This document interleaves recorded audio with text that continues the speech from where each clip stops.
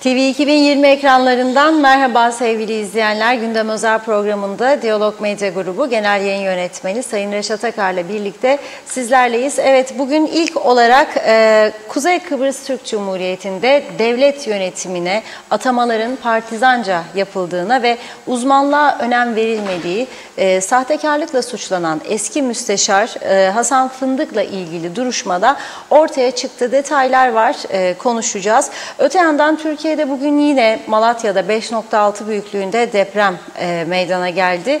Bu fayın Kıbrıs'tan geçen fay olduğu iddiaları var. Canlı yayında İstanbul Teknik Üniversitesi öğretim görevlisi Profesör Doktor Ziyadin Çakır'la konuşacağız. Tabii deprem sonrasında Türkiye'den gelen turist sayısında ciddi azalmalar olurken güneyden kuzeye yabancı turist ve Kıbrıslı Rumların geçişleri devam ediyor. Ancak sınır kapılarında herhangi bir rahatlama olmaması tepkilere neden oluyor. Bugün Metehan sınır kapısı yine Rumların Paskalya tatili nedeniyle de oldukça yoğundu. Sınır kapısında yapılan röportajlarımız var. Sizlerle paylaşacağız. Son olarak da ülkemizde geçtiğimiz hafta yine çok sayıda trafik kazası meydana geldi. Aynı zamanda geçmişe oranla daha fazla trafik suçu işlendiği de görüldü. Rakamlarla paylaşacağız. Hepsi ve daha fazlasıyla sizlerleyiz. Evet Reşat Bey, merhaba. Merhabalar Funda Hanım. Herkese hayırlı günler, hayırlı haftalar dileyerek başlayalım. Evet, bugün hafta sonuna denk geldiği için Cuma günü olan bir mahkemenin bir duruşmanın bilgilerini Cuma geç vakitte elde ettiğimiz için ancak bugüne konuşma imkanımız oluyor. Bir dava var. Diyalog Gazetesi'nde bu davanın detaylarını bir süredir yayınlıyoruz. Bilmem dikkatinizi çekiyor mu? Devletin yönetiminde olanlarla ilgili. 2017 yılında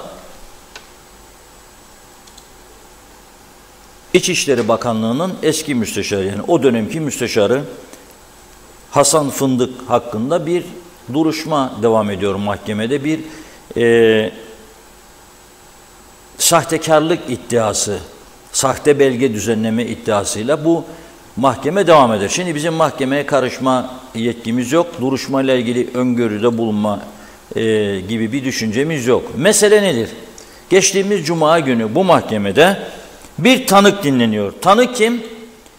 Dönemin Saptama, Değerlendirme ve Tazmin Komisyonu Başkanı, İçişleri ve İskan Bakanlığı birdir biliyorsunuz. Şimdi bu eski başkan Hüseyin Nevzat Atik diyor ki, beni diyor tayin ettiklerinde diyor, o zaman bu göreve hiçbir bilgim olmadığı halde atandığım mevkiyle ilgili hiçbir tecrübem olmadığı halde beni diyor oraya partizanca atadılar, partili olduğum için diyor. Bu çok önemli bir olay.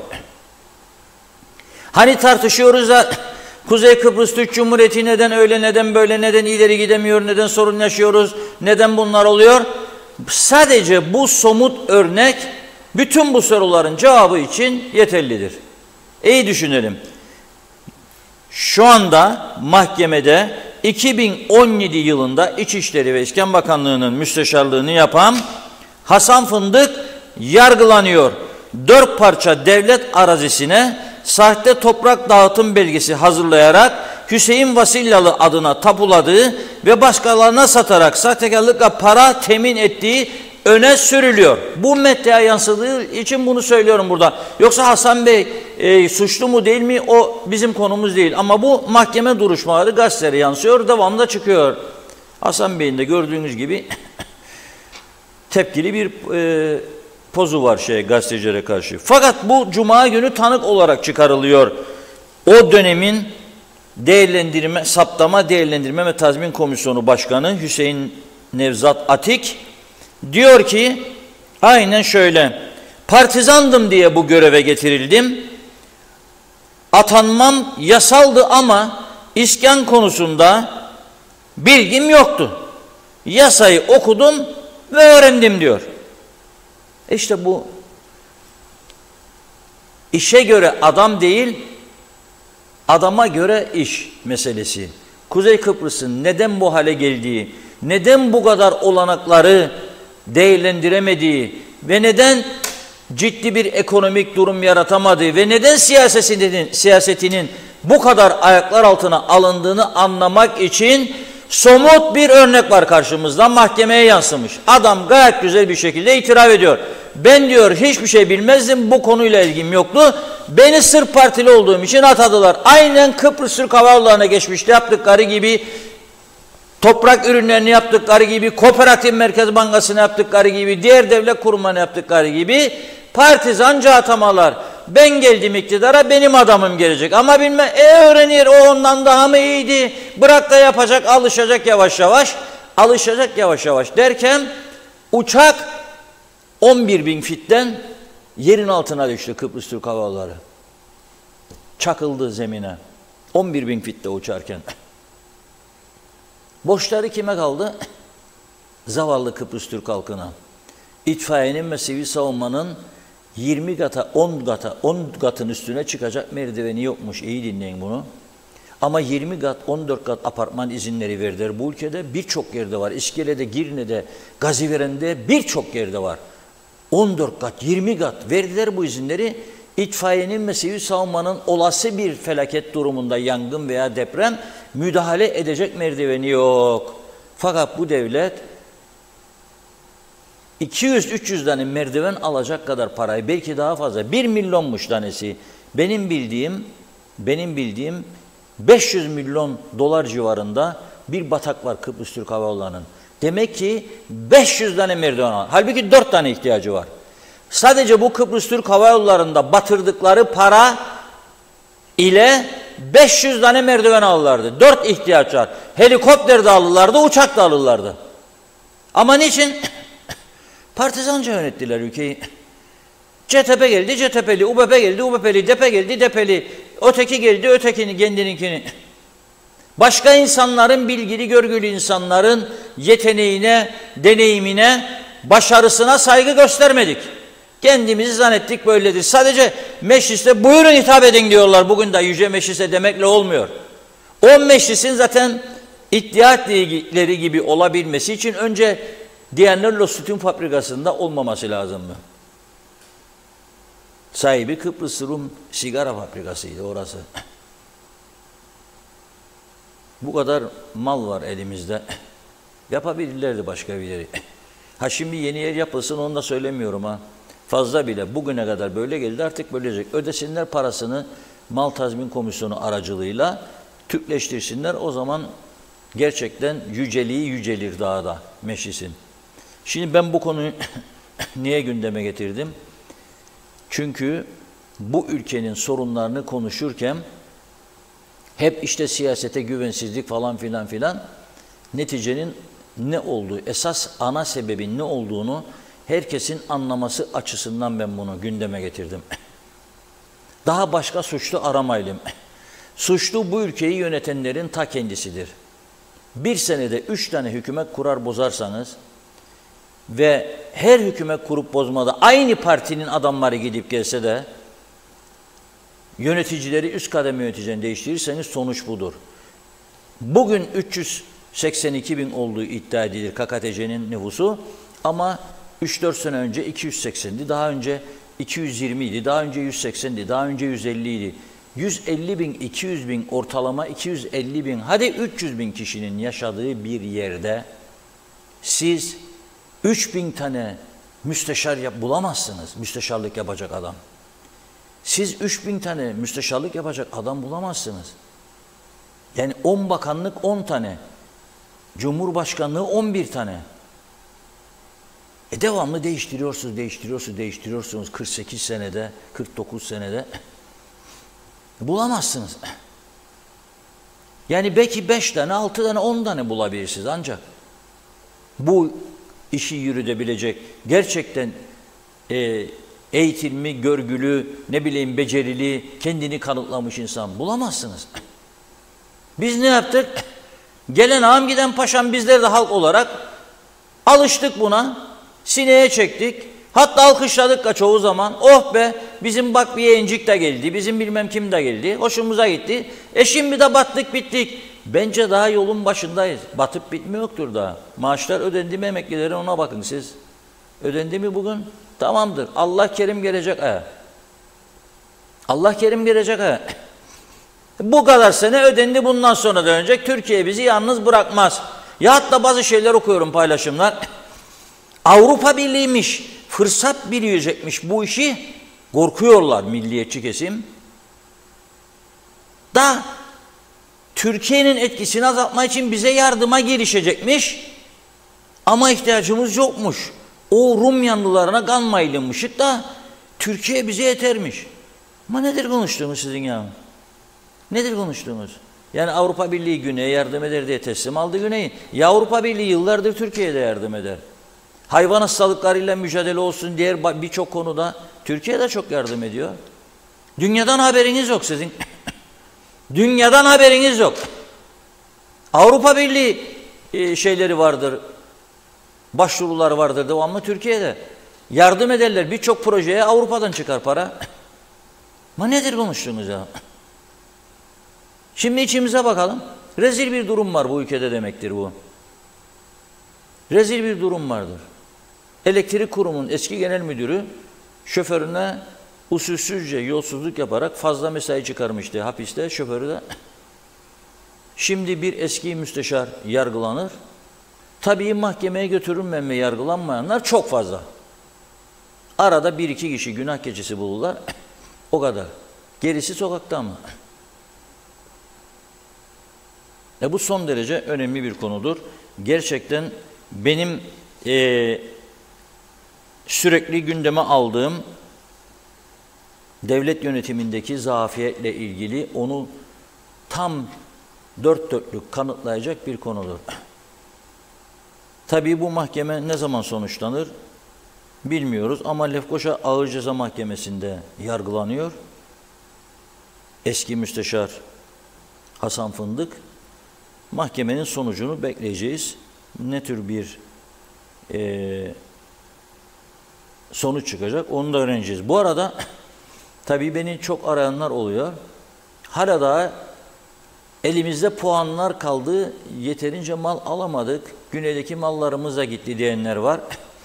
Bu da şunu gösteriyor ki ne oradaki malı feragatname alıp elinize, insanlardan elinize almakla bu işi becerebildiniz, ne de puan vererek bu tarafta arazi dağıtmakla bu işi becerebildiniz. Bu da bize ayrı bir sonucu gösteriyor ki hiçbir kimsenin malına, mülküne savaş olsa bile kendi rızası olmadan el koyamazsınız, alamazsınız, satamazsınız. Ama bugün oldu, Kuzey Kıbrıs'ta yağmalama devam ediyor. Son kalanlardır. Bunun bedelini bizden istemeyeceklerini zannederse birisi, ben çok saf olduğunu düşünüyorum. Bu bedel istenecek. Ama bizde öyle bir kaynak yok. Türkiye'den istenecek. Belki bir Avrupa Birliği diyecek ki tamam ben kabul ediyorum, sırf çözüm olsun ödeyeyim mi diyecek. Onu zaman içerisinde göreceğiz. Ama 48-49 yılın sadece tazminatı bile önümüze konsa da adam malını geri alacak olsa bile bunu tazminatını bile ödememiz mümkün değildir. Havada uçan cipleri satsak da arkadaşlar satsa da maalesef ödemesi çok zor olacak. Evet, şimdi deprem konusu gündemde. Her kafadan bir ses çıkıyor diye şikayetler var. Vatandaşlar artık sosyal medyadaki paylaşımlardan son derece rahatsız. Doğruluğu teyit edilmemiş bilgiler yayınlanıyor. Acaba olacak mı, olmayacak mı, nasıl olacak? Cuma günü programı kapatırken Girne Belediye Başkanı Murat Şenkol'un panik yapmayınız şeklindeki açıklamasını sizlere aktarmıştık. Ve onun da şikayetleri vardı internet sitelerinden ve sosyal medyadan. Korku verdiklerini ve korkularla bu ülkenin turizmi ve eğitim sektörünün çok zarar göreceğini söylüyordu. Dolayısıyla biz bu konuyu uzmanıyla konuşmak istedik. Türkiye'de İstanbul Teknik Üniversitesi'nin öğretim görevlisi Profesör Doktor Sayın Ziyadin Çakır'la bir bağlantımız olacak. Skype bağlantısı kuracağız. Gerçek bilgileri. Çünkü bugün de Türkiye'de yani Malatya'da bugün 5.6 şiddetinde bir deprem oldu. Yani artçı depremler devam ediyor ve bu da tabii ki paniğin de devamına yol açıyor. Acaba Kıbrıs'ı ne bekliyor? Yakın bir gelecekte deprem var mı yok mu? Öngörüler nedir? Bunu konuşacağız. Evet, bağlantımız hazır. Profesör Doktor Ziyaettin Çakır'la. Merhabalar, hoş geldiniz yayınımıza.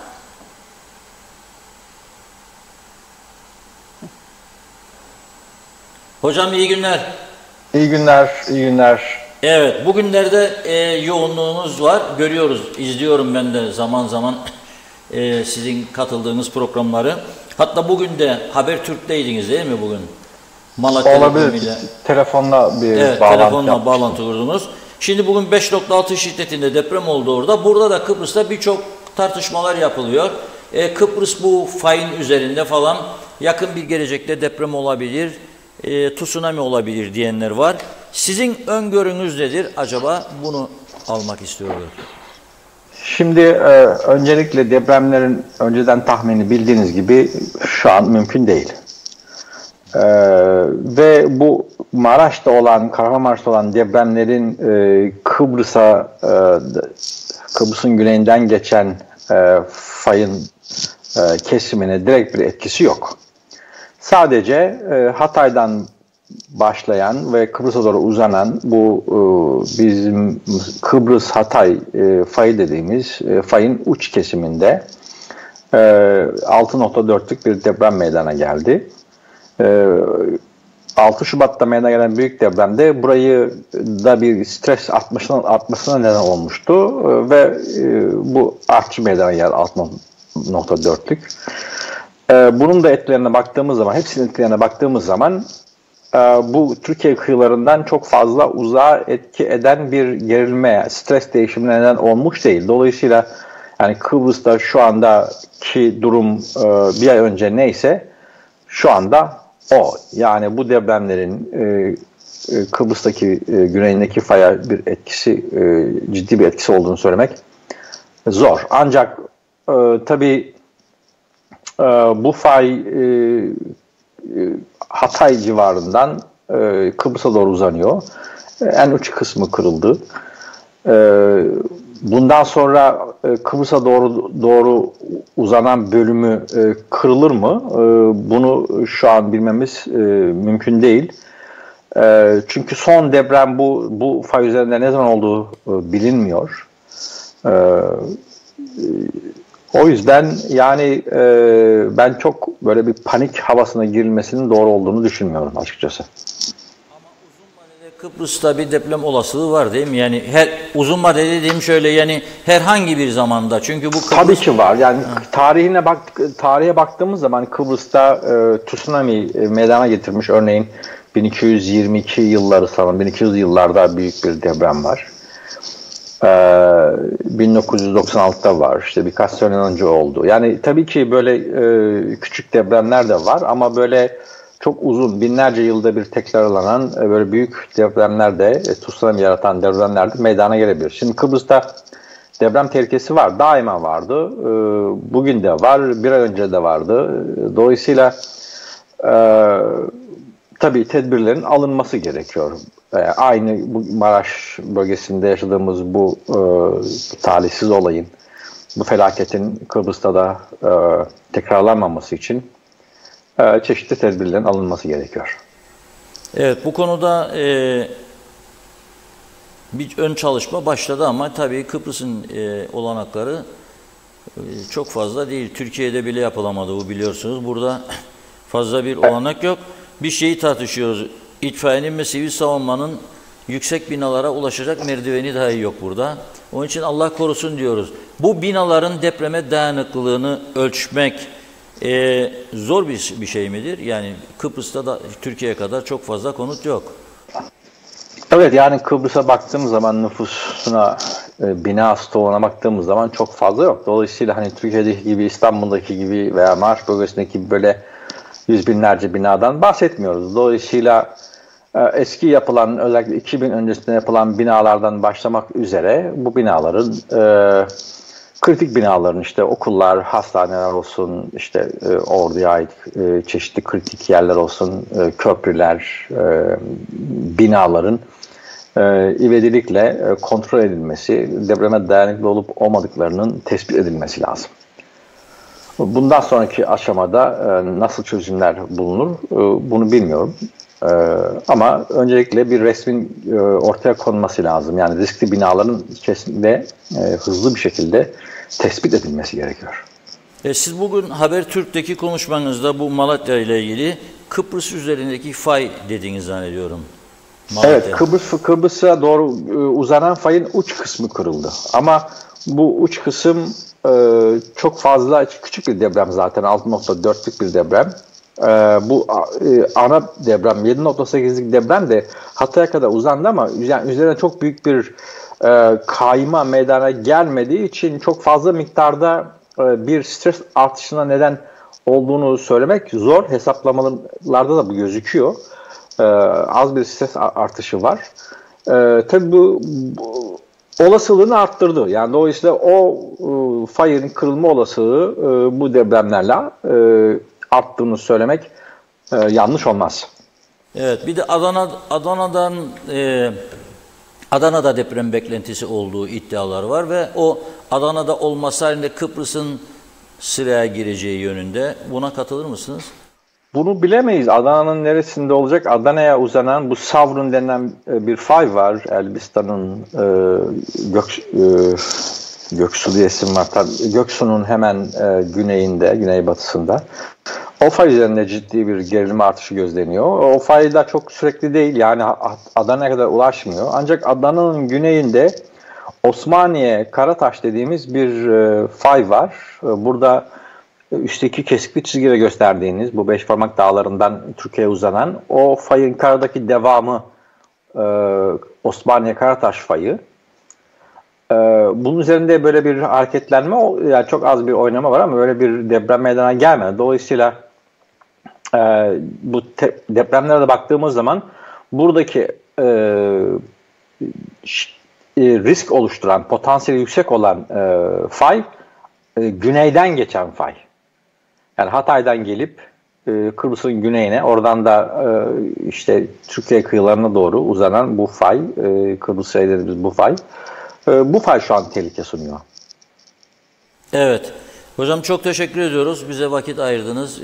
En azından Kıbrıs'ta deprem şu an belirgin bir durum yok diyorsunuz ama yok, her zaman yani, olacakmış gibi hazırlıklı olmak. Şu anda da o. Yani bu yay ucunda biraz bir stres artışı söz konusu ama bu fayın kırılacağı anlamına gelmiyor. O fay kırılacak, ta Kıbrıs'a kadar uzanacak diye bir olasılık yok. Böyle parça parça da kırılabilir. Ama şunu unutmamak lazım. Kesinlikle yani Kıbrıs'ta bir deprem bölgesi, deprem ülkesi. O yüzden tedbirlerin alınması gerekiyor. İnşaat, yapım süreçlerinin sıkı kontrol edilmesi gerekiyor. Vesaire. Evet. Evet, çok teşekkür ediyoruz. Sağ olun hocam. İyi yayınlar, iyi akşamlar. Sağ olun, iyi akşamlar. Evet, yani şu anda olacaktır diye bir şey diyemiyorum diyor. Profesör Doktor Ziyaettin Çakır, İstanbul Teknik Üniversitesi öğretim görevlisi ve oldukça son günlerde ekranlarda Türkiye'de görebildiğimiz bir isimdi. Canlı bağlantı kurduk kendisiyle. Hemen öyle bir durum olacak, fay kırılacak Kıbrıs diyemem diyor ama her an olacakmış gibi de hazırlık yapılması gerekiyor. Çünkü Kıbrıs deprem bölgesidir diyor, deprem kuşağındadır diyor. Acaba biz alabiliyor muyuz? Bilmiyorum. Yalnız dün Gazi Mausa'da 2 okul ziyaret edildi. Bir komite kurdular. Namık Kemal Lisesi ve meleklerimizi kaybettiğimiz Gazi Mausa Türk Maarif Koleji. Tabii ki bizim muhabirimiz gittiğinde çektiği fotoğraflara baktım. Devlet Ajansı TAK'ın dağıttığı fotoğraflara baktım. Başbakan Sayın Ünal Üster'in paylaştığı fotoğraflara baktım. Ben yani böyle bir teknik alet edevatla ölçüm yapıldığı, duvarlar, muvarlar öyle bir şey görmedim. 100 katlara çıkıldığı falan. Sadece koridorlarda yürürken bir de bahçede yürürken gördüm ekip. Böyle mi yani bakarak tavanlara falan olur mu? Yoksa fotoğraflara yansımayan incelemeler oldu mu bilmiyorum. Yani bunu biraz netleştirilirse iyi olur. Bir hafta sonra bir ikinci hareket olacak, rapor hazırlanacak falan diyorlar. Bilmek lazım. Bunu bilmemiz lazım. Ve esas da çok katlı binaların durumu veyahut da deniz seviyesine yakın olup kazılar vurulduğu zaman, temel atma zamanı suların fışkırdığı yerlerden söz ediliyor, İskele bölgesi falan. Vakıflar idaresine bağlı laguna var. Apartmanların boşaltılması istendiği Gazimaosa Belediyesi tarafından. Demek ki bir ciddi risk görülüyor. Hazırlanmak lazım. Evet, konteynerler gitmeye başlıyor. Sanayi Odası, diğer ekonomik örgütlerin işbirliği halinde, ama buraya da bir konteyner kent hazırlığının yapılmasını her zaman söylüyoruz. Bugün daha da üzerine basarak söylemek istiyorum. Her an için hazırlıklı olmak zorundadır Kuzey Kıbrıs Türk Cumhuriyeti. Bunu da kim yapacak? Ülke yönetimi yapacak. Ama tek sorumluluğu onlara bırakamayız. Çünkü devlet kurumlarının nasıl kadrolarla yönetildiğini programın başındaki bir örnekle aktardım. Partizan olduğum için getirildim diyor. Önemli bir komisyonun başkanı. Yoksa bilmezdim ben bu işi diyor. O yüzden iktidarı yok, muhalefeti yok. Bugün baktım mecliste gene dediğim yap, yapma dedim falan konuşmalar. Boş salon, milletvekillerin çoğu dışarıda. İşin ciddiyetinin farkında değiller zannediyorum. Olayın ciddiyetinin farkında değiller zannediyorum hiç kimse. Eğer farkında olsalar derler ki çık bakalım BRT kameramanı dışarı kamera. Oturalım buraya da bir ciddi komite kuralım. Ve bu komite denetlemelerde hazır olsun. Hesap sorsun, bilgi alsın, kamuoyuyla paylaşsın. Aciliyet ihtiva eden yerler bir an önce boşaltılsın. Ve insanlar rahatlasın. Okullar, hastaneler öncelikli yerlerdir. O yüzden böyle bir adımın atılmasını bekliyoruz. İnşallah atarlar. Evet, buyurun bundan. Mesajlara geçelim hızlıca. Çok teşekkür ederek başlıyoruz. İzzet Kahraman iyi yayınlar dilemiş. Mehmet Uluçaylı da, Kemal Osman Ceyhanlı, Erol Topçu da çok teşekkür ediyoruz. Mehmet Uluçaylı, siyasette partizanca atanmaya itiraf eden kişi niye konuyla uzaktan yakından bilgisi olmadığı halde kabul etti? Neden reddetmedi? Neden şimdi itirafçı oluyor demiş. İzzet Kahraman, tacı haine giydiren milletin kanı dinmez. Sibel Yemenicioğlu hayırlı akşamlar demiş Ahmet Halil'de. Atakan Korer, bu İskan dolandırıcısını kim atadı, kim kefiliydi açıklansın. Zeren Turalı, merhaba, alışmış kudurmuştan beterdir misali, partizanlık, adam kayırma, rüşvet, torpil bizlerin iliklerine kadar işledi. Bizlerden ne köy olur ne de kasaba. Bir muhtarın, bir destebanın yaptığını, uyguladıklarını şimdi yapamıyoruz. Yasa, masa, hukuk burada işlemez geçmez. Burada güç geçer. Altında kalanın boynu kopsun misali. Fikret İpekçioğlu, bu atamalardan ve bu değişimden vazgeçmedikçe hiçbir şeye sahip olamayız diyor.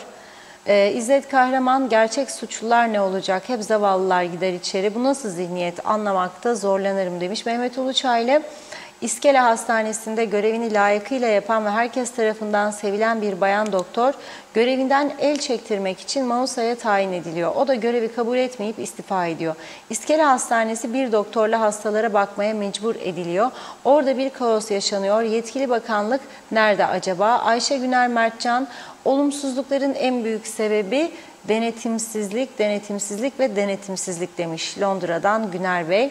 Ayhan Altıntaş, İstanbul'dan iyi yayınlar. İSİAS Otel'le ilgili bir gelişmeler oldu. Otel sahibi tutuklu yargılanıyor demiş.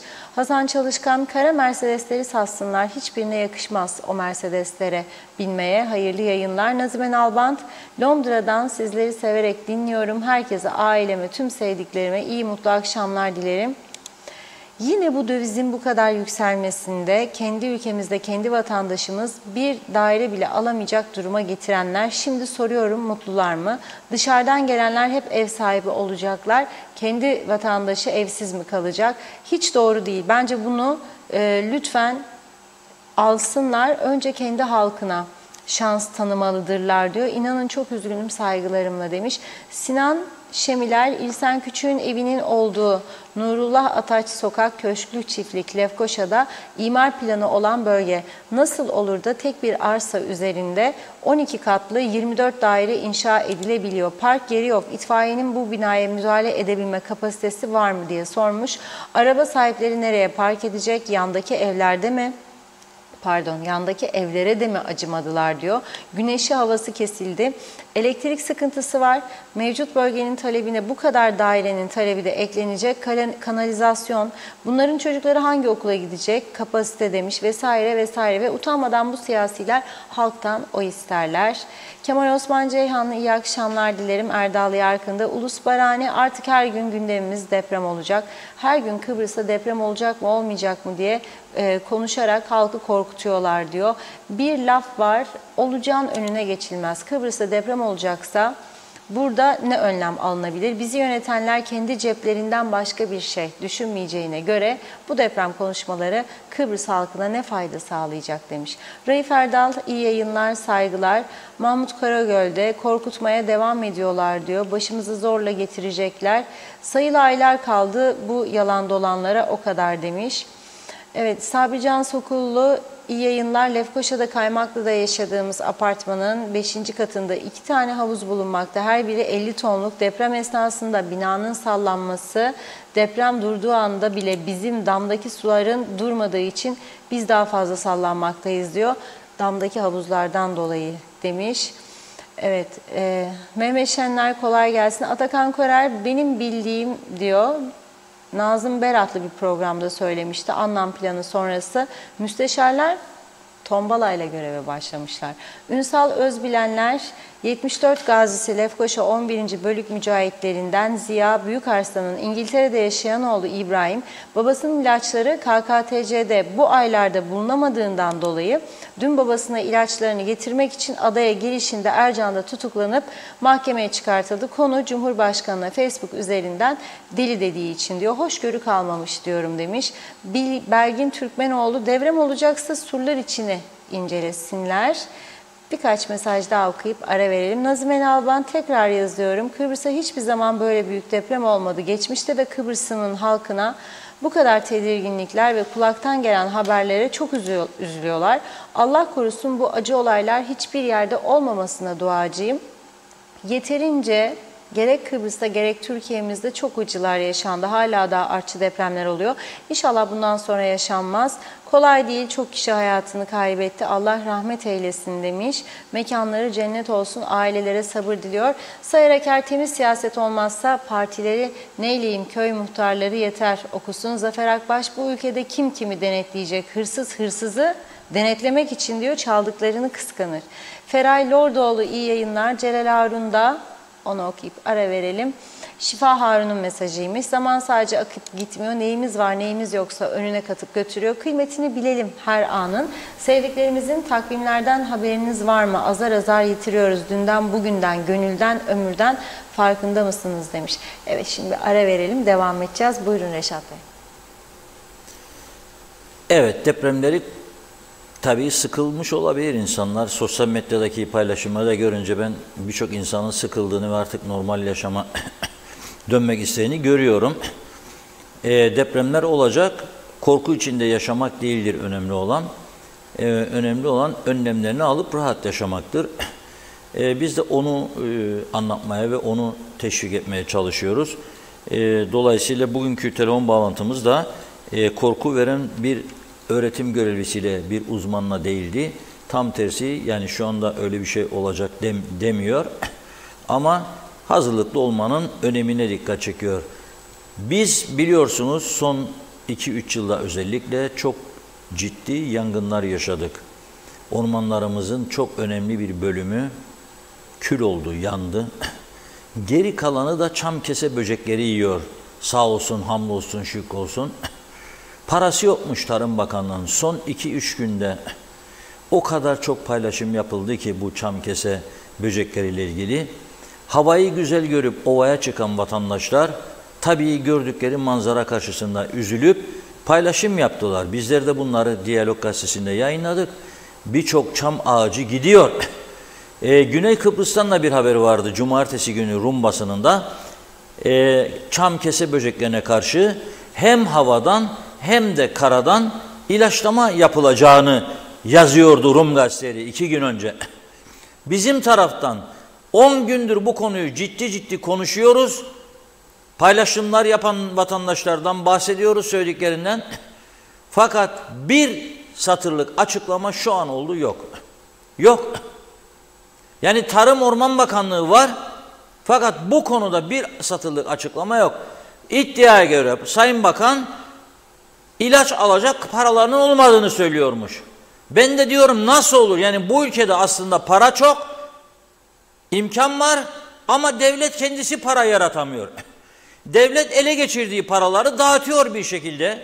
Beceriksiz bir şekilde dağıtmaya devam ediyor ama öte taraftan ormanları yok edecek meseleye el atamıyor. Kutlay Erkbey'in çok güzel bir paylaşım vardı. Dünya önceki gün yayınladık Diyalog Gazetesi'nde de. Vallahi galiba bugün Diyalog Gazetesi'nde veya dün çıkmış olabilir. Önce Ergün Budalı Bey, bu arkadaşımız emekliliğin tadını çıkaran, yürüyüşlere, doğa yürüyüşlerine katılan ve fotoğraf meraklısı birisi. Bugün Diyalog Gazetesi'nde var paylaşımı. Karga Suyu anıt ağaç parkurunu zorluk derecesi 4 olan bu yürüyüşü 3,5 saatte tamamladık diyor. Çam kese böceğinin kuruttuğu ve kurutmakta olduğu çam ağaçları arasında yürüdük diyor. İyi dinleyin. Karga Suyu bölgesindeki anıt ağacın bir gövdesinin kurumakta olduğunu yeniden gördük. Maalesef sürekli gündeme getirmemize rağmen tedbir alınmayan bir anıt ağaçta Çınarlı köyündeki anıt ağaç gibi kuruyacak diyor. Kutlay Erkbey'in paylaşımını eski Dışişleri Bakanı, CTP'nin eski Genel Sekreteri. Geçen yıl yaşanan büyük orman yangınını söndürmek için çok gayret gösteren Orman Bakanı Dursun Oğuz, çam kese böceklerin aç kalmasın diye mi uğraştı acaba diyor. Yani yangınları söndürmek için çok çaba sarf etti ki çam kese böceklerine yiyecek bir şey kalsın diye mi acaba diyor. İşi bu şekilde şakayla karışık ciddiyetini ortaya koymaya çalışıyor. Evet ve fotoğraf paylaşıyor. Diyor ki görüleceği gibi kurtçuklar güneşlenmeye çıkmış diyor. Sayenizde Sayın Bakan Oğuz diyor. Sayın Bakan Oğuz da tabii suçu nereye yüklüyor? Parasızlığa yüklüyor ama olmaz böyle bir şey. Olmaz böyle bir şey. Olmaz. Yani taksi şirketine genel müdür oluyorsunuz ama şirketin taksisi yok. Nedir bu? Bunun adı maskara ligi değil de nedir ya? Şirketin hiç taksisi yok. Ama size diyorlar ki gel seni falan taksi şirketine genel müdür yaptım. Sen kartvizitle bastırıyorsun. Mesela Yürümez Taksi Şirketi'nin genel müdürüyüm diye veriyorsun kartviziti bir yerlere. İnsanlar da zanneder ki Yürümez Taksi Şirketi var. Yürümez ne demekti? Taksi yok da onun için yürümez. Siz de bakan oluyorsunuz. Hep napalum. Yahu yapamıyorsanız bellidir yapılması gereken. Yapamazlar. Olmaz bu iş olamaz. İnanın bana olacağını bilsem diyeceğim tamam. Yok. Sınır kapıları mesela. Şimdi Aras'ta'ya gidiyor muhabirlerimiz. Bütün sağa kamera mikrofon uzatıyor. Nasıl gidiyor? Yüzler asık. Diyorlar ki ara sıra Türk turistler gelirdi. Onlar yok. Depremden sonra turist akışı azaldı. Diyor tek umut kaldı güneyden gelenler. Aras'ta'ya en yakın Lokmacı Kapısı yürüyerek geçerler. Diyor burada da muhaciret işleri gene eskisi gibi ağır gidiyor. İnsanlar uzun kuyruklar oluşturuyor. Açsınlar bir iki kapı daha diyor. Ama kapıların açılması yönünde bizim taraftan bir istek belirtisi, bir niyet yok.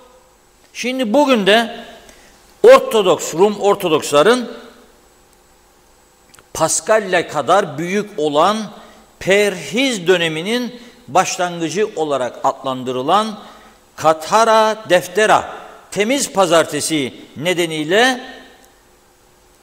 tatilleri vardı.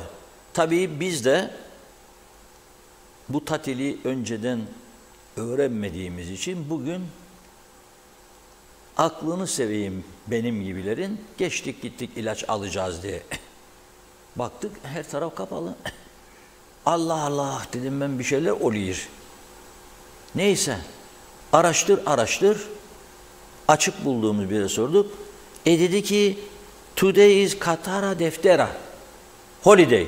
Onlarda da en az bizim kadar tatil var. Yani zannetmeyin, Rumlar da siestacı bizim gibi. Kıbrıs, Akdeniz sıcak ülke insanı tatili çok sever.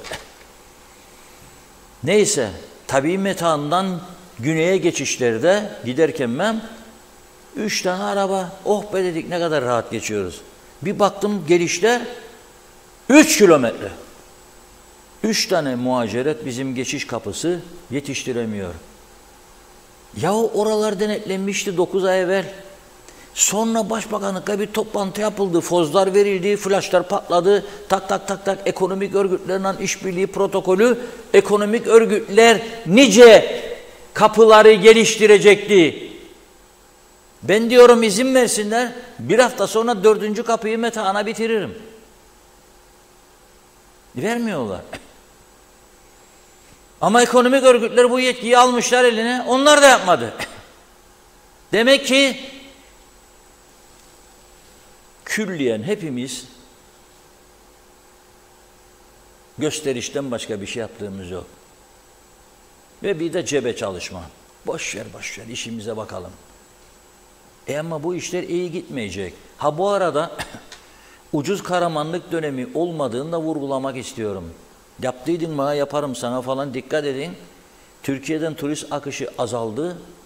Yarın birkaç tane büyük tesis derse ki kilitledim bir süreliğine, bütün belediyeler de çöker, devlet de çöker. Onu size söyleyeyim. Ki bu zor bir iş değil yani. Bu zor bir iş değil. Yani ucuz kahramanlık yapacaksınız ya. Ararsanız siz gittikçe daralan sektörü de turist akışın azaldığı bir dönemde hırpalayasınız. Hiç zor değil bu iş.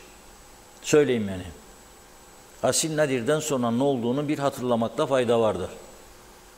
İşte Güzelyurt 220 bin ton narenciyeden 50 bine düştü. Bir örnek. Herkes orada perişan şimdi. Yoksa o Güzelyurt'un hastanesi yarım kalır mıydı? Yarım kalır mıydı o hastane? Yok, kalmazdı. 2 tane hastane yaparlardı belki bölgeye. Daha çok narenci ağaçları türerdi. 220 bin, 300 bine, 400 bine çıkardı Rumlarda olduğu gibi. Şimdi bugün görünce ben o durumu tabii Diyalog TV'de, ancak TV 2020'de görürsünüz. Son dakika Metehan'la yine izdiham değişmez. Sloganımız oldu. Birinci kaje o. Metehan'da yine izdiham. İkincisi güneyden kuzeye geçişlerde yine uzun araç kuyrukları oluştu.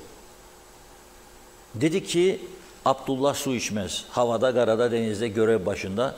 Git bakalım Apo dedik oraya bir sor. Nedir bu durum? Vatandaşlarla konuş. Çünkü bazıları da mikrofon uzayınca aman der, yüzünü çevirir.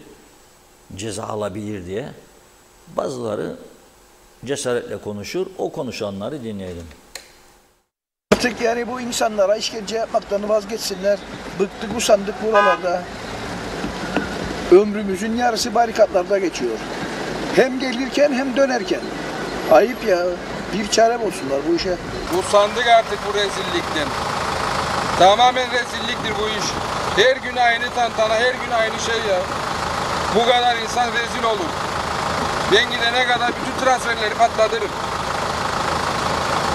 Daha ne diyeyim yani. Buna bir çözüm üretilsin artık. Her gün aynı şeyi yaşarız biz. Her gün. Dün 40 dakika bekledik. Uçağı kaçırdı benim çocuklar. Üçü birlikte. Ve bugün tekrar bilet aldılar. Ve şimdi uçak alanından geliyorum. İşte çok kalabalık. Mesela tatil günlerinde daha fazla insan koymaları lazım. Hem Rum tarafında hem bizde. Yani iki taraflı problemdir bu. Tek taraflı değil. Vallahi ben Kanada'da yaşarım. Seyri sefer çıkarmak için Rum tarafına gittim. Fakat maalesef bugün kapalıymış, geri döndük. Eziyet, halka eziyet. Olay şöyle, bu güney-kuzey kapılarında gerçekten çok ciddi sıkıntılar yaşıyoruz. Saatlerce trafikte beklediğimiz oluyor. Rum çoğu zaman tek kapı çalışıyor, ikinci kapıyı açmıyor. Bizim Türk tarafı polisleri 2 kapı, 3 kapı sağ olsun çalışıyorlar. Gene onlarda o kadar bir sıkıntı yok. Ama gerçekten gelen turistler, ülkeye gelen turistler, arabada taşıdığımız bütün insanlar hepsi ya bu nasıl bir ülkedir, nasıl bir ülkeye geliyoruz, niçin saatlerce bekliyoruz? Biz geldiğimiz ülkelerde buna benzer sıkıntılar çekmiyoruz diyorlar. Ve biz de bu durumdan dolayı insanlara sürekli bir mahcubiyet içindeyiz. Yani burada olay şu abi, turizm açısından, ülkemiz açısından düşünüldüğünde gerek Güney Kıbrıs, gerek Kuzey Kıbrıs'a bu insanlar gittiği zaman, turistler yani diyorum, para bırakıyorlar. Ve belli bir düzenleme oluyor. Ve bundan dolayı insanlar rahatsız. Atıyorum bu sene örnek veriyorum. Gelen 300 tane turist taşıdıysak örnek veriyorum. 250 tanesi diyor ki ben bir daha bu ülkeye gelmem. Yani bunu yetkililerin aslında düşünüp güzel bir uygulamayla gerek güney gerek kuzey tarafında bir müdahale etmeleri lazım ki insanların ulaşımı, turistlerin ulaşımı daha güzel olsun. Daha böyle yani düzenli ve tertipli olsun ki insanlar gelebilsin, gidebilsin. Yani sıkıntı yaşamak istemiyoruz. Ama maalesef bu ülkede her geçen gün farklı sorunlar yaşıyoruz. Yani her kalktığımızda farklı bir sorunla karşılaşıyoruz. Yani bu da güzeldir diyemiyoruz. Ve biz en çok bu işi yapan insanlar, yani turist taşıyan insanlar, turistik taksi şoförleri, sorunları yani gerçekten anlatamıyoruz. Yetkili makamlara da biz bunları bildirdik defalarca ama ilgilenen olmadı. Lütfen bununla ilgilenmesini istiyoruz. Teşekkür ederim. Çok sağ olun. Söyle bana, hani bu memlekette söyle bana bir düzen şu var. Bu kapılarda yalnız ne hükümetinde ay var, ne yargında, ne hiçbir bokunda. Sen lazım bunları çekesin, bizi değil. Aynen. Kaç saat işkenceyi görmen 1,5 saat, bazen 2 saat olur geçelim. bakayım. 2 Hangi saat olur birini? bazen geçelim. Memlekette iş olmadığında hiçbir şeyinde hayır yoktur.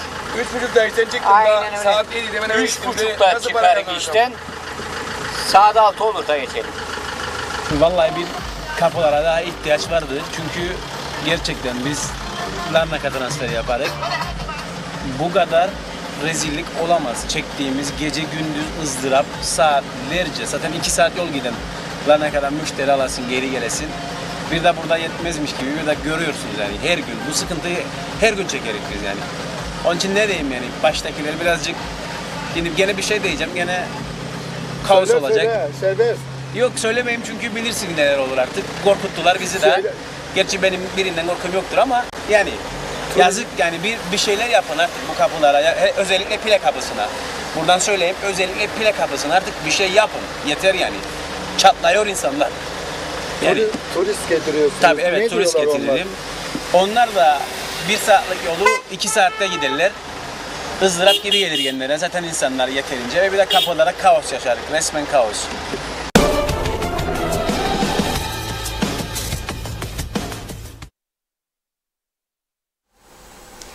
Evet, Metehan kapısındaki işkenceyi cesaretle konuşanları tebrik ediyorum ha bu arada. Herkes konuşmaz. Çoğu insan açar şikayet eder. Bana günde 35-40 bazen 50-55 mesaj gelir. İhbarlar gelir. Çoğu altına aynen şöyle yazar. Sakın adımı verme. Bir şey var insanlarda yani. Çekingenlik var. Halbuki bu normal bir şey. Yaşadığın sıkıntıyı anlatıyorsun. Anlatsak ne olacaktır bazıları? Olsun ama anlatsak ne olacak? Onu yapmasak ne olacak dersen sorun daha da büyür ileride, onu söyleyeyim. O yüzden söylemek lazım. Konuşmak lazım. Cesaretle üstüne gitmek lazım. Ve söylüyorum, bu sınır kapıları eğer adam gibi işlediyse ve bizim teknik komite, 2 toplumlu teknik komite var.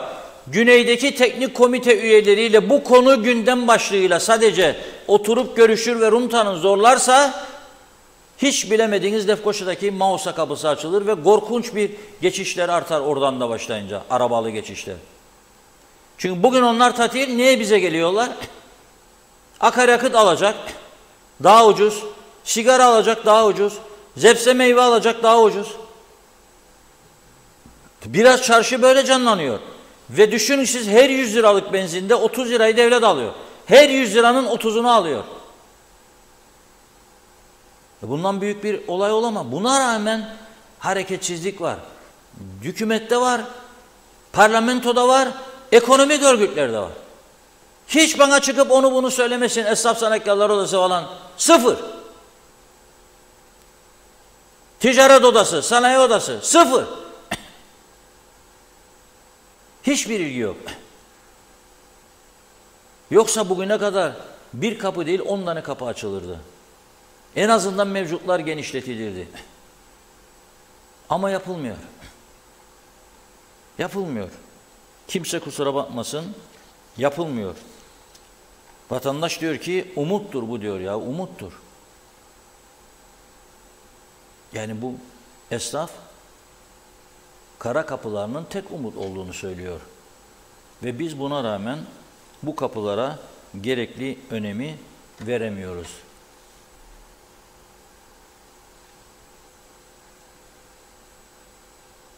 Dün, önceki gün daha doğrusu cumartesi günü Gazi Mausa'ya gelen Rum ziyaretçiler arasında Akel Partisi'nin lideri İstefanos İstefanu da vardı. Akel Merkez Komite üyeleri, üst düzey, hep birlikte ellerinde çelenkleriyle meleklerin mezarlarını ziyaret ettiler Gazi Mausa'da. İşte fotoğrafta gördüğünüz kişi Güney Kıbrıs'ın ikinci büyük partisi olan Akel'in lideri. Onlar da başkan yoktur, genel sekreter vardır. Akel Partisi'nin genel sekreteri İstefanos İstefanu. Meleklerin mezarı başında saygı duruşunda. Şimdi bu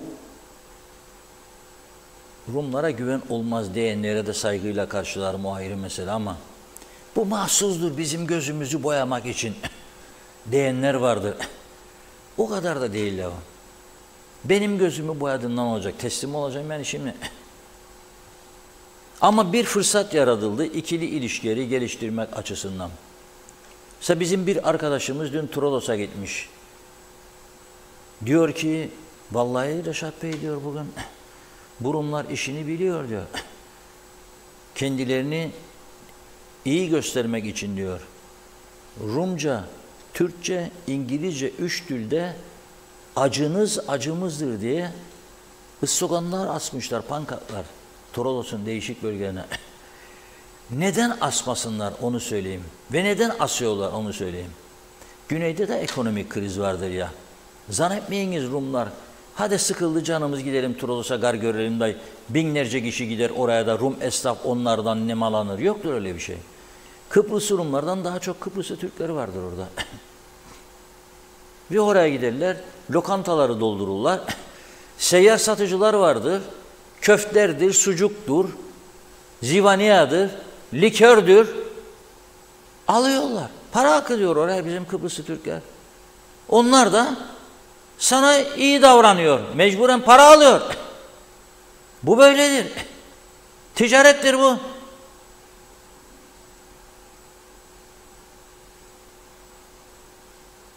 Ama biz maalesef yapmazlar, vay yapmadılar, yaptılar, vay.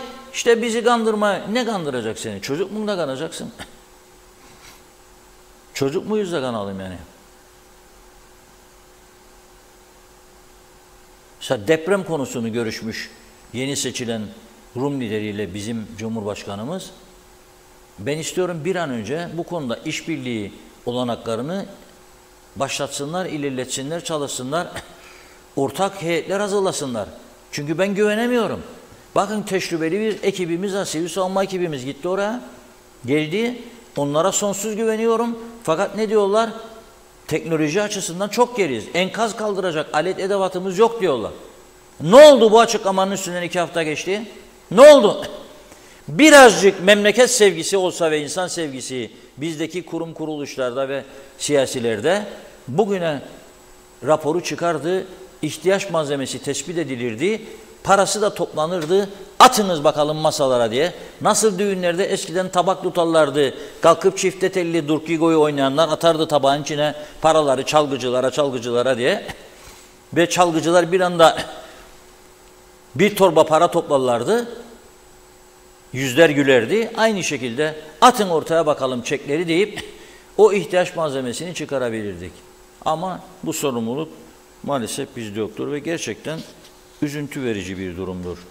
Öyle düşünüyorum.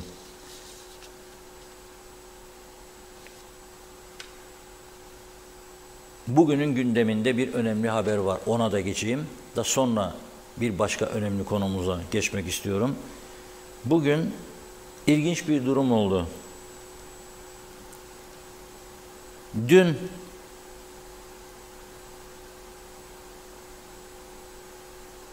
Londra'dan Kıbrıs'a gelen Ercan Havaalanı'na, Larnaka'dan değil Ercan'a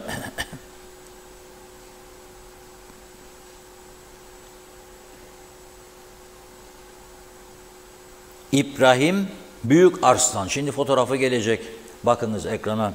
İbrahim Büyükarslan Ercan'a vardığı zaman muhacere kontrolüne gittiğinde müsfit yayın yapma suçundan gözaltına alınmış. Bugün de sabahleyin mahkemeye çıkarılmış bu iddiayla müsfit yayın yapmak. Suçu neymiş? 2 Haziran 2022 tarihinde Facebook üzerinden Cumhurbaşkanı Ersin Tatar'ın fotoğrafının üzerine bu adam delidir, deli gömleği giydirilip insanlardan uzak tutulmalı diye yazmış. Bu hakaret anlamında yorumlanarak müfsit niyetli yayın olarak nitelendirilmiş. Polis şöyle diyor, zanlının 26.2.2023 tarihinde Ercan Havaalanı'ndan giriş yapıp tutuklanmıştır. Zanlının polise gönüllü ifade vererek Facebook hesabının kendisine ait olduğunu ve bahse konu paylaşımı da kendisinin yaptığını itiraf ettiğini söylemiş. Yine meseleyle ilgili olarak zanlının Facebook paylaşımındaki sözlerin dil ve edebiyat uzmanları tarafından incelenebilmesi için 2 ayrı üniversiteye gerekli yazışmaların yapıldığını söylemiş. Polis, zanlının aleyhinde başlatılan soruşturma tamamlandı. Zanlı KKTC vatandaşıdır. Davaları görüşünceye dek uygun bir teminata bağlanmasını talep etmiş. Zanlının avukatı ise Mine adlı söz konusu yayının ifade özgürlüğü kapsamında yapıldığını savunmuş. Huzurunda verilen şehadeti değerlendiren yargıç Nil Elodie Çeliker, zanlının davasında hazır bulunması maksadıyla yurt dışına çıkışının yasaklanması, haftada bir gün en yakın polis karakoluna ispat-ı vücutta bulunması, 5.000 Türk lirası tutarında kefalet sepeti imzalaması, KKTC vatandaşı bir kefilin 100.000 Türk liralık kefalet senedi imzalaması koşuyla tutuksuz yargılanmasına emir vermiş. Ne olacağını ileride göreceğiz. Bu dava bu sene içinde görüşülür mü, görüşülmez mi bilmeyiz ama 2 üniversiteden bu ifade ile ilgili yorum istiyorlarmış. Bunun o üniversiteden nasıl bir yorum geleceğini bilmiyorum. Ve o üniversite nasıl seçildi? Yani şimdi devlet üniversitesi mi, özel mi? Onu da bilmiyorum. Tabii bir de bizim ülkemizde hala İngiliz döneminden kalma kanunlar vardır. İstendiğinde ondan yararlanıyor yargıçlar. Bir de İngiltere'de bu tür ifadelerin suç olup olmadığına bakmak lazım. Bir de Republic of Cyprus, Kıbrıs Cumhuriyeti'nden gelmeyiz yani bu döneme. 60'ta Cumhuriyeti ortak kurduk, sonra 63 saldırılar falan, 74'te KKTC, 74 sonrasında. O yüzden diyorum o tarafa da bakmak lazım. Mesela benim tanıdığım bir Rum gazeteci Papadopoulos'un çıplak bir fotoğrafını kapak yapmıştı kitabına. Kral Çıplak diye de bir başlık koymuştu. Kitabın ismini Kral Çıplak diye koymuştu. Çıplak bir fotoğraf ama Güney'de bu yasalara göre suç teşkil etmiyordu. Bizimkiler bazen kızıyor. Bazıları Muz Cumhuriyeti dermiş devletimize. Ben yüzlerce yazı okudum Rum basınında. Banana Republic yazarlar Rumlar kendi kendilerine, gazeteciler. Bu fikir özgürlüğüne girer diye herhalde. Yahut da bir espri halinde. Mesela biz konuşurken birbirimize bazen ne deriz? Hadi be Golgaz kafalı sen de deriz. Yani bu adamın kafası gerçekten Golgaz'a benzer diye mi? Ha benim bazen benzettiğim var. Armut kafalı derim, yumurta kafalı derim. Ama yumurtanın da sevenleri vardır. Golgaz'ın da sevenleri vardır. Ben 100 sene yemesem aklıma gelmez ama Golgaz kafalı dediğimde birine hakaret için söylemem. Ya da yemediğim için ya da az yediğim için söylemem. Ama bir benzetme yaparak, mesela arkadaşı biraz büyük kafalıysa yanındakinin, derim, nerede buldu be bu Golgaz kafalıyı bu da derim. Bu kafasının büyük olduğu anlamına gelir, ona hakaret anlamına gelmez benim düşünceme göre. Dolayısıyla bu ilginç davanın da bu kadar işin içinde gördüğünüz gibi, bakalım ne olacak, ben de gerçekten merak ediyorum bu davanın sonucunu. Belki özür diletirler kendisine, onu da bilemem. Evet, buyurun Funda Hanım. Evet, devam edelim kaldığımız yerden mesajlarımıza. Evet, bakayım, Sayaraker'de kalmıştık. Hala da Sakarya deyip duruyoruz, insanlığı unutuyoruz. Ali Cevat, bu duyduklarımız ya duymadıklarımız son yiyişleri olsun. Benim bir kedim bile yok yazmış. İzzet Kahraman, selam olsun yoldaşlar. Selam olsun. CTP onurlu ve gururlu insanlar partisidir. Alpay Erişken, ehliyetler 2 katı oldu. Muayene servis sefer yine 2 katına çıktı. Yol yok, Arıklı nerede demiş, hiçbir şey yapmadı. Kara Mercedeslerle gezer diyor. Evet, Mehmet İnancı hoş vakitler değerli dostlarım demiş. Sevilay Biranlı, 1 aydan fazladır kanser ilaçları yok. Hastanede de ilaç yok, ne olacak bu durum? Nazime Nalbant, ağzınıza yüreğinize sağlık, seviliyorsunuz demiş. İyi ki siz Reşat Bey, TV 2020 gündemi özelimiz var. Hepinize kolay gelsin. İzzet Kahraman, güldürdünüz beni, Kuzey Kıbrıs kuruldu kurulalı hiç parası olmadı. Bu para nerede, yoksa mafya parası mı demiş. Hasan Nihat Erduran, ateşkes ambargolu ulaşımsız ekonomide ancak vergi cenneti olunur. Maaş türü ödemelerle çarşı esnaf piyasa geçinebilir. Meselenin aslı budur diyor. Etrafında dolaşmaya hiç gerek yok demiş. Evet, yine Hasan Bey vergi listelerini okumaya başlamıştır Reşat Bey diyor. Durdu. Halbuki o vergi listelerinde bir KKTC bütçesi daha gizli, yanılıyor muyum yoksa diyor.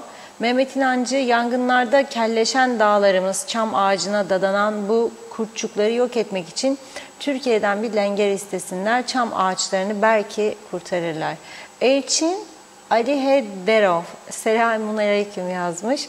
İlkay Gökçebel, maaşlar ödenir ya, bundan büyük iş yok. Ormanlar yok olacak, evler yıkılacak, kimin umurunda? Mehmet İnancı, su içmez Sayın Akar, Balkanların en iyi kameramanıdır. Bilmeyenlere duyuralım dedim. Barnabas Panter, depremzede vatandaşları gelmeye devam ediyor. 4000 kişiyi bulduğu açıklandı. İçişleri Bakanı, ama plansız programsız. İnsan yığmanın çok büyük sorunlarla karşı karşıya kalacaksınız diyor. Zor günler bizi bekliyor demiş. Evet, Hasan Nihat Erduran, BM hangi ihtiyacımıza çözüm buldu? Var mı tek çözdüğü mesele diye sormuş. TC Engin Muti, Sayın Akar, çamköse böcekle ilaçlamayla mücadele edilmez. Bu çevrenin zehirlenmesidir. Bu vahim bir olaya neden olur. Bunlarla mücadele için kesin çözüm, hiçbir ücret talep etmeden yardıma hazırım demiş. Bakıyorum Engin Bey, telefon numarasını da paylaşmış. Emekli orman mühendisi ve ağaçlandırma memuru. Mehmet İnancı, yattı balık yampurlama gider. İzlediğim kadarıyla halkımız yine isyanlarda, bir dokun bin ah işit misali diyor. Hasan Nihat Erduran, Birleşmiş Milletler Avrupa Birliği bizim olmadığımız anayasal bile olmayan rejimi tanıyor, kabul ediyor. O da devlet, benim istersem kapıları işletirim der. Bu kadar basit demiş. Hasan Kebapçı, saydıklarınızın yapılabilmesi için yetkili bir hükümet olması gerekmez mi diyor. Hasan Nihat Erduran, komşular propagandayı bilir demiş, kabul edelim. Ömer Bozkara Vezirler, Reşat Bey, bu halka artık hiç acımam. Hala da biatçı insanlar var ya, onlardan ya vatan Ya onlardansın diyor ya vatan hainisin. Beş beter olsunlar. Başımıza seçtikleri adamlar, bakanlar yüzümüze baka baka hakaret ediyor. Bunlar padişahım çok yaşa diyor. Koyun bir toplumun içinde kaldık. Mustafa Şakir Küçük, deprem bölgesinde Ercan itfaiyeden de bir grup arkadaşımız kurtarma çalışmalarına katılmış ve birçok kişiyi kurtarmışlardır. Kimse bu kahraman arkadaşlarımızdan bahsetmiyor. Allah razı olsun diyor tüm emeği geçenlere de. Ulus Barani bizim Cumhurbaşkanı Tatar biat ettiği Türkiye'nin Cumhurbaşkanına özenip gelene gidene dava açması anlaşılır değil dedi. Bakıyorum Alpa Erişken, bu halk her zaman yardımseverdi. Onlar 70 bin, 80 bin maaş alanlar, kara Mercedesliler, bir sürü korumalar, yemeler, içmeler, devletin ensesinden neler neler diyor, yeter demiş. İsmet Sencer harikasınız, Sema Mertler iyi yayınlar dilerim. Ömer Bozkara vezirler, Reşat Bey adamı yakaladılar, bu bakanların halka söyledikleri kelimeleri ne yapacağız diyor. Mehmet İnancı maydanoz cumhuriyeti demek suç teşkil eder mi Reşat Bey diye yazmış. İsmail Paça iyi yayınlar. Hasan Kebapçı, Cumhuriyet Başkanı farklı resimler paylaşırken diyor normal olabilir fakat diyor o paylaşım altına yorum yapılırsa suç unsuru olabilirmiş, dikkat edelim dedi. Zehra Sencer, Karpaz'dan sevgilerle. Süpersiniz demiş. Teşekkür ediyoruz. Çağatay Doğner, Reşat abi biz de küçükken kulun bura kafalı derdik diyor. Mehmet İnancı, süper yayını izliyorum ancak sizi gergin gördüm Reşat Bey demiş. Bugün bir mesaj geldi. Bugün hiç kimse sizden üstün değildir. Ne olur kendinizi ve bizleri, izleyicileri, binlerce hayranınızı düşünün ve sinirlenmeyin demiş. Evet, Hasan Nihat Erduran, Ercan Mausa Limanı neden hayal et diyor. Fikret İpekçioğlu da son mesaj. Komedi Cumhurbaşkanlığı her geleni dava açsın demiş. Hepsi kola kas kafalı. Devam edeceğiz. Buyurun Reşat Bey. Evet, çok teşekkür ediyoruz. Doğrudur. Bir gulumbura kavalı, o da kullanılan bir kelimedir. Ama yani adam gulumburayı da seven çoktur Kıbrıs'ta. Akşamları özellikle meyhanelerde mezer arasa yeri limonlayarak böyle ekmek, çakızdez, gulumbura güzel gider. Yanında biraz da gollandura. Hafif bir yiyecek olarak düşünebilir ama çok yenmesini tavsiye etmezler gulumburanın. Çünkü mide liflerinden dolayı rahatsızlık verebilirmiş. Fazla tüketilirse diye biliyorum. Şimdi cumartesi gecesi polis 5 ilçede gece saat 21'de başlayıp pazar sabahı, dün sabah 03'e kadar devam eden bir operasyon gerçekleştirdi. Bu operasyonda alkol testi yapıldı, araçların bagajları, yastık altları arandı, bazı pansiyonlar denetlendi, şüpheli görülenlerin üzeri arandı ve bu arada trafik denetimleri yapıldı. Tabii polisin o gece denetimlerinde arkadaşımız Ömer Kadiroğlu sabaha kadar izledi bunları, denetimleri. Bazı araçlardan bıçak çıktığını gördüler, fişek çıktığını gördüler. Bu son derece üzücü bir durum tabii. Bıçakların ne işi var arabada, kesici bıçaklar? Yasak.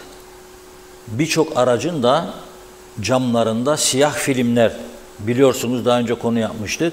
Polis onları artık o anda söktürüyor araç sürücüsüne, söktürüyor. Bu filmleri sök, aksi halde gidemezsin diyor.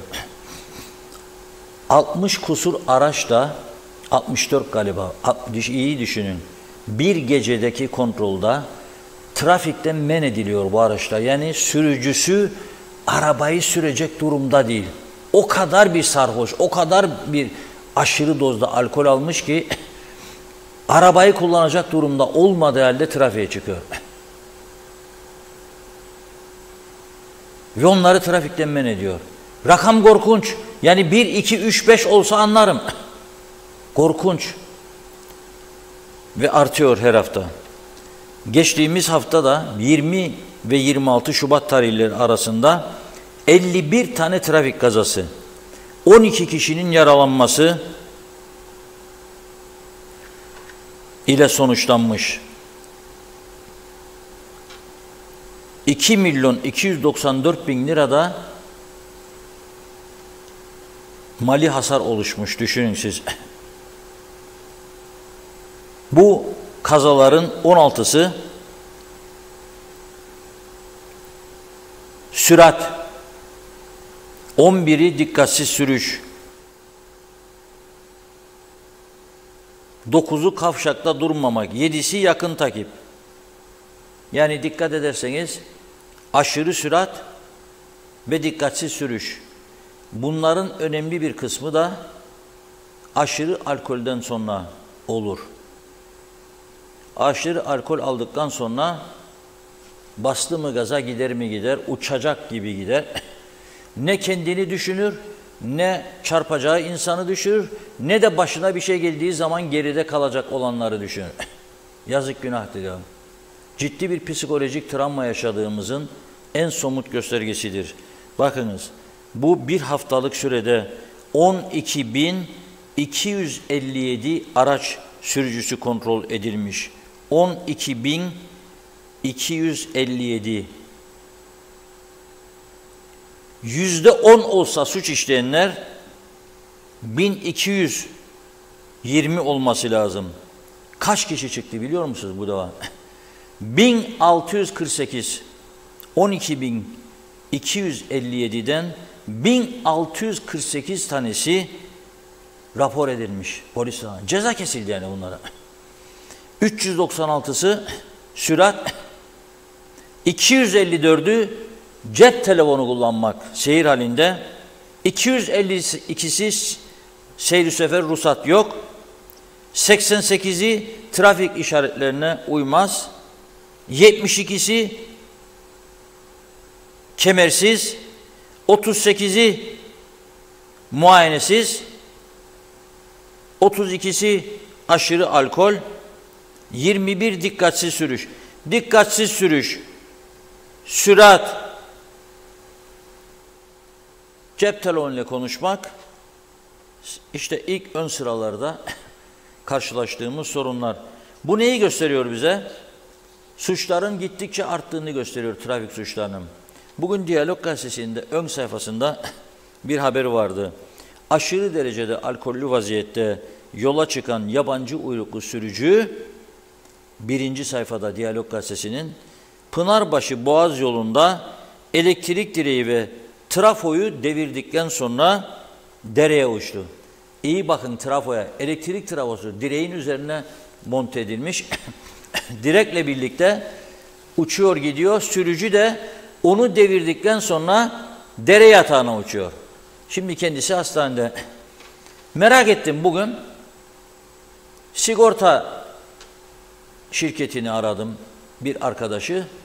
Dedim ki şimdi bu adam içip gitti, elektrik direğini, trafoyu devirdi ve insanlar karanlıkta kaldı. Ama bu trafoyu yeniden oraya dikmek için mi direği, ortaya çıkan zararı kim öder? Sigorta öder mi diye sordum. O da diyor ki eğer sigorta kapsamındaysa 300.000 TL'ye kadar ödüyor diyor. Ama ben bu trafonun, bu zararın 300.000 liraya yeterli olacak mı, 300.000 lira emin değilim. 300.000 liranın üstü olursaymış bilmem nereye müracaat eder. Yani bu çok ciddi bir olaydır. Bunun üstünde, işte trafik suçlarının üstünde ciddiyetle durmaları gerekiyor. Onun için aylardır, yıllardır üzerinde duruyoruz. Gittikçe can güvenliği tehlike altında kalıyor bu ülkede. Trafik korkunç bir durumda. En çok kaza yapılan yollardan biri Lefkoşa Gazimaosa ve Lefkoşa Girne ana yollarıdır. Lefkoşa Gazimaosa'ya gidinceye kadar orta refüjdeki koruyucu bariyerlerin yarısı bile tamamlanmış değil. Bazı iktidarlar döneminde 1-2 kilometre gittiler, sonra durdular. Başka iktidar geldi, gene 1 kilometre gitti, durdu. Başkası geldi, hiç yapmadı. Birçok yerde orta refüjde koruyucu bariyer olmadığı için şoför süratli gidiyor. Direksiyon hakimiyetini kaybedince karşı şeride geçiyor. karşı şeritten gelen adamın üzerine çıkıyor, onu da öldürebiliyor. Hiç suçu olmayan adamın. Ama bugün oldu, hala da bunun üstünde durulup bu basit sorunu bile çözemedik. Bu basit sorunu bile. Yani maaş kesintisi olduğunda veya vergi artırması, Anayasa Mahkemesi'nin yolunu tutanlar insan hayatı söz konusu olunca hiçbir şey yapmıyorlar ya, esas sorun bu ülkenin budur. Hep maddi çıkarcılık meselesinde ön planda, hayati meseleler söz konusu olduğunda hiç kimse ortada yoktur. Hiç kimse. Lefkoşa Girnanayoğlu. Büyük paralar harcandı bir ara. Gönyeli çemberinden Boğaz girişine kadar point to point dediler bize. Diktiler de oraya radarları. Ne oldu? Çalışmazmış efendim. Çalışmazmış. Ne ödediniz bu paraları? Ve bu yolu kullananlar, gerçekten söylüyorum, herkes risk altındadır. Ben dün akşam tanık oldum. İşten çıkıp giderken baktım. Bir arkadaş sağ şeritte 130 kilometre gidenlerin üstünden atlamaya çalışıyor. Ya 100'dür zaten yol. 15'te tolerans verirler, 115. 130 gidiyor atlayacağın üzerinden. Sonra bakıyor ki sola çekilemiyor adam. Soldan ara bulup makas yapacak da geçsin önüne. Ve bir bakıyorum egzozundan da gümbür gümbür sesler çıkıyor. Egzozundan. Özel egzozlar takıyorlar çifte. Netice ne oluyor biliyor musunuz? 150-160 basıyor arkadaş gidiyor. Ama Boğaz'ı geçince Sentileron kavşağında mecburen 65'e düşecek. Orada buluşuyoruz. Sonra onu geçiyor. Ciklos'a doğru en tehlikeli yer. Gene aynı durum. Yahu hepimiz zaman zaman sürat sınırını aşıyoruz. Ama yok ya Ciklos kavşağına gelirken radara yakınlaşıncaya kadar 165 be kardeşim. Peki bunun hakkından kim gelecek? Çünkü ona bir şey olursa arkadan kalanlar çok acı çekecek. Veya gidip birini öldürürse o insanın hayatına mal olacak ve onun ailesi acı çekecek. Tedbirleri alacaksın, cezaları artıracaksın arkadaş. O çalışmayan kameraları çalışır hale getireceksin. Ben de adam olacağım, o da adam olacak, öteki de adam olacak. Bunu yapmadığınız sürece bu ülkeyi iyi yönettiğinizi ve insan haklarına saygı duyduğunuzu bana söyleyemezsiniz. Kesinlikle ve kesinlikle kabul etmiyorum. Varsa yeryüzünde bir dünya ülkesi, bakın, varsa dünyada bir ülke ki 12.000 kontroldan 1648'i ceza alsın, rapor edilsin, buyurun bana gösterin bir örnek ülke. Buyurun gösterin. Her 100 araçta 16 aracın suç işlediği var mı bir ülke ya? Olamaz yani. Evet Tunla Hanım. 18.00 demek yavaş yavaş gitmeye hazırlanın demektir. Bazen 18.30'a kadar gidiyor, 18.20, 25. Günün getirdiğine göre çok önemli çevre haberlerimiz var. Onlardan da size bahsetmek istiyorum. Ama bugün bir bölümüne yer vereceğim. Yarın da diğerlerine. Buyurun. Evet, Hasan Kebapçı. Evet bakın, evet orada kalmıştık. Hasan Kebapçı diyor ki yurt dışında yaşayan birinin mahkeme gününde bulunması şartıyla ona göre bir tazminat kesilebilir. Yoksa mahkemenin ne zaman sonuçlanacağı belirsiz. Bu kişinin özgürlüklerinin kısıtlanması anlamına gelmiyor mu? Murat Ayes, bu ülkede düşünce özgürlüğü yoktur. Hele de dokunulmazlıkları olanlara hiçbir şey söylenemez. Evet, Celal Harun, Kuzey Kıbrıs Türk Cumhuriyeti Polis Teşkilatı'nda uzun yıllar görev yapmış olan, tiyatro sanatçısı olarak da halkımızın sevgi ve takdirini kazanan emekli polis Ahmet Karabiber'in vefatı büyük bir üzüntü yaratmıştır. Ahmet Karabiber'e Allah'tan rahmet, ailesine, tüm sevenlerine, arkadaşlarına, Kuzey Kıbrıs Polis Teşkilatı'yla Polis Emekliler Derneği'ne başsağlığı dilerim. Arif Mustafa Cüce, evet. Selam olsun Kayacı Vadisi'nden. İzzet Kahraman, başka birisine cevap vermiş Hasan Bey'e. Hasan Nihat Erduran diyor ki ağır vasıta tartımı cezası, yağ yakıt damlatanları kontrol etmezsek yol kalmaz. O egzoz arızaları da kendini, yakın araçları ve ülkeyi, ovaları yakar demiş, denetim şart. Gaye Kök, biz boşuna söylemiyoruz ya, her olmayan işler için 2'de 1 af çıkarırlar. Hani kim gider de çıkarır, çok mu zor demiş. Çok mu zor araç kayıttan kontrol etmek bunları? Hasan Nihat Erduran, Koçan adresiyle fiili adresler birbirini tutmaz. Yasayla mecbur kılmak gerekir. Cezalar bile tebliğ edilemez maalesef demiş. Son olarak Mehmet İnancı da diyor ki Reşat Bey, bizler de meyhanelerde çok içkiler içtik ama ölçümüzü bildik. Şimdikiler ne içmeyi biliyor ne araba kullanmasını. Her an kelle koltukta seyahat etmek zor ülke genelinde demiş Mehmet İnancı da. Çok çok teşekkür ediyoruz. Buyurun. Evet, şimdi ben sizleri nereye götürüyorum? Geçikköy Barajı'nın olduğu yere götürüyorum. Fotoğraflar gelecek. Geçikköy Barajı ve civarı nedir biliyor musunuz? Doğal orkidelerin olduğu yerdir, bölgedir.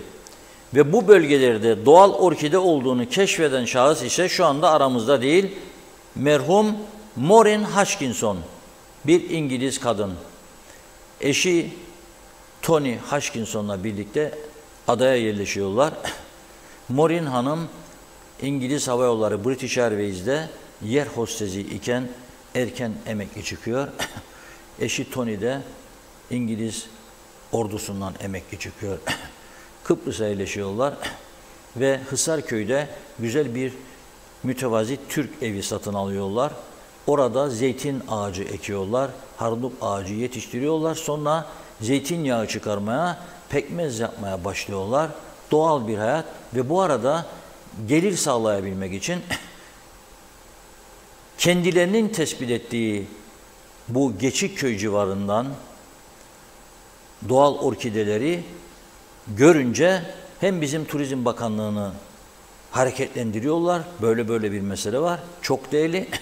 Hem turizm dergilerine giriyorlar hem de İngiltere'den buraya Orchid Walks adı altında orkide yürüyüşü grupları getiriyor ve bunlara orkide. Ben o İngilizlerin ne kadar heyecan duyarak fotoğraf makineleri ellerinde diz çöküp o orkidelerin fotoğraflarını çektiğine tanık olmuş bir insanım. 10 yıl yayınladığım bir turizm dergisi vardı, North Turizm diye. Orada da devamlı bu Maureen Hanım'ın yazılarını ve yürüyüşlerle ilgili fotoğrafları yayınlıyorduk. O bölge betonlaşmaya başladı zaman içinde, isyan etmişti. Fakat çok söz dinletemedi. Hemen aşağısına iniyorsunuz. O Geçikköy'ün biliyorsunuz enteresan köylerimizden biri, eski adıyla Vasilya, yeni adıyla Karşıyaka. Hani balıkçı lokantaları falan da var ufak tefek böyle sahilde, yol kenarında. Güzel bir köyümüzdür aslında. Türk-Rum karmaydı o köylerde 74 öncesinde. Sonra daha aşağı iniyorsunuz tabii Lapta. Lapta'da olduğunu bilmem ama Karşıyaka'ya doğru inerken Geçikköy'den Hisarköy, Geçikköy, Karşıyaka'ya doğru çok güzel kendi Kıbrıs'a özgü orkidelerin olduğunu biliyorum. Oralara gece kulüpleri falan yaptılar biliyorsunuz. Kim izin verdi, kim yaptı onu da bilmiyorum. İnşallah günü geldiğinde yargılanırlar, betonlaştırdılar. Orkidelerin üstüne beton dikerlerken bu adını andığım kadın Maureen Hanım gidip Turizm Bakanlığı'na ve Çevre Bakanlığı'na şikayet etmişti. Sana ne cevabını vermişti bizimkiler kendisine. Kıbrıs'ı çok seven birisiydi. Erken zamanda amansız hastalığa yakalanıp aramızdan ayrıldı. Ona Allah'tan rahmet diliyorum. Ama şu anda sevindiğim bir taraf ise Hisarköy'ün girişinde Maureen'in heykeli vardır. Orkide ile birlikte. Şimdi bu bölgeyi dün ziyaret edem veya bugün bir bayan arkadaş gönderdi bana bunları. Dedi ki yakıştı mı Reşat Bey? Gördünüz değil mi orkidenin arasında çöpleri gördünüz mü? Bir daha gelsin o çöpler. İki ayrı şey yolladım. Bakın. Bizim verdiğimiz değer budur işte. Bakın.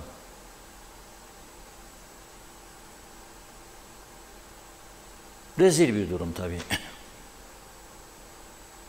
Sonra da denizler, ormanlar, ovalar halkındır diyoruz. Buyurun. Ama ülkenin hemen hemen her tarafı böyle diyeceksiniz. Ama gerçekten böyle. Şimdi diğer fotoğrafları getirelim ekrana.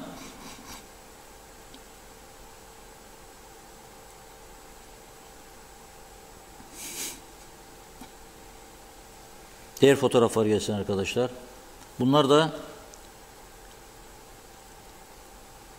Gazi Maosa'nın Çanakkale bölgesi.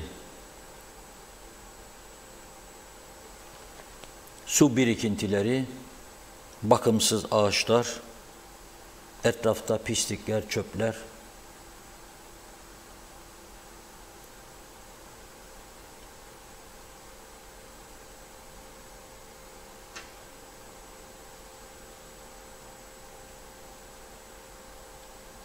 Kesilmiş ağaçlar kökünden görüyorsunuz.